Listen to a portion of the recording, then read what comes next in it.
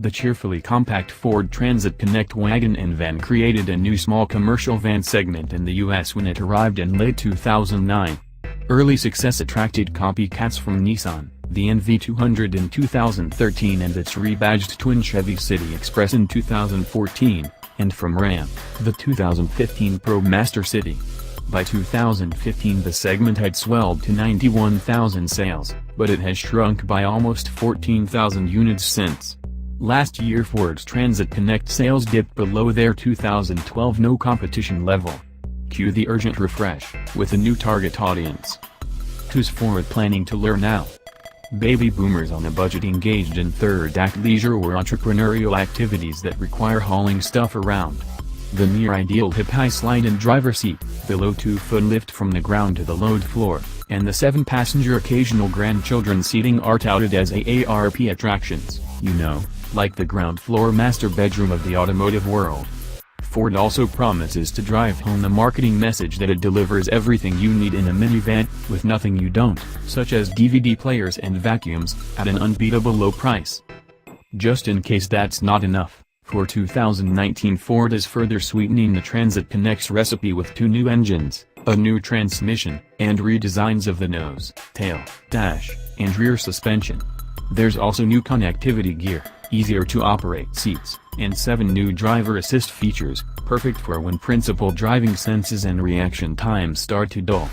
Of course, the refresh preserves everything that made the second-generation Transit Connect wagon all new for 2014, so versatile and popular, a choice of short and long wheelbases with seating for 5, 6, or 7, a choice of 180-degree opening rear doors or a liftgate, and a 2,000-pound towing capacity, with the gasoline engine.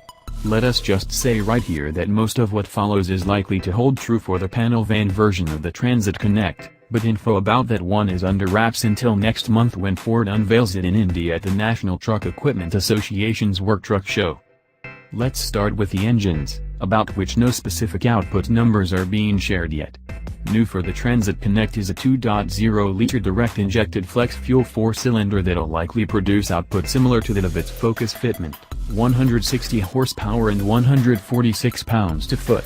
The more interesting one is a segment-first offering, a 1.5-liter turbodiesel dubbed EcoBlue. This engine was designed in Europe in a joint venture with PSA, Peugeot Citroën DS, though Ford took the lead on the 1.5-liter variant. Techy features include a variable nozzle turbine on its single-scroll turbo, an electronically controlled thermostat that maintains higher engine temperatures to thin the oil for lower friction, a variable displacement oil pump that saves energy at idle and lower speeds and loads, and diamond-like low-friction coatings throughout the engine. US models get an intercooler and a structural plastic oil pan that increases sump capacity and reduces noise. The basic block design is inherited from the 1.5 and 1.6-liter Euro Ford Duratorque engine, but the new engine upgrades from single to dual overhead cams, and the injection pressure jumps from 23,000 to 29,000 pounds per square inch and can provide 5 injection events per combustion cycle to smooth and quiet the engine's operation. Ford anticipates an EPA highway rating of at least 30 miles per gallon, and claims the payload capacity will exceed that of the Ram EcoDiesel 1500 pickup, 1,100 to 1,600 pounds. This engine will hit the road first in the Euromarket EcoSport small crossover. We should note that the 2.5-liter Duratec 4 and 6-speed automatic will remain available but only to fleet purchasers of the base XL wagon running propane or compressed natural gas conversions. These new engines will be mated to a new 8-speed automatic transaxle derived from the GM, Ford joint venture 9-speed by pruning one gear for lower-cost applications. The Transit Connect will be among the first vehicles to offer this transmission, which will support standard auto stop-start on both new engines. Other dirty bits coming in for a redo include the rear suspension, which gets revised geometry. Repositioning the spring mounts allows them to induce a bit of preload to the torsion beam, which in turn permitted a switch from dual-rate to simpler single-rate rear coil springs and allowed for a wider range of damper tuning with an aim to improve ride quality without any handling degradation. The only other changes of note are to the brake pads, all of which get a new copper-free compound, and the Continental tires, which feature new construction that improves rolling resistance at little or no cost in terms of ride/handling/wear. In terms of styling, the whole nose is new and aligns with the vaguely Aston Martin-esque look that has spread throughout the Ford range. New front lighting features HID headlamps with LED fog and accent lighting. Beneath the new front clip sheet metal lie a few structural reinforcements for surviving small overlap crashes.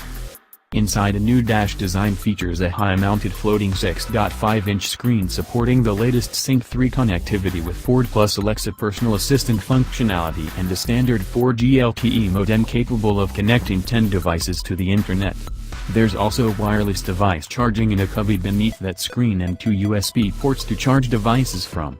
Rear passengers can have their own temperature and fan controls, plus both 12-volt and 110-volt outlets. The suite of new driver assist features is headlined by standard forward collision warning with pedestrian detection and automatic emergency braking with dynamic braking support. These features and side wind mitigation are all standard. Active cruise control, blind spot monitoring, rear cross traffic alert, and lane keep assist are also available.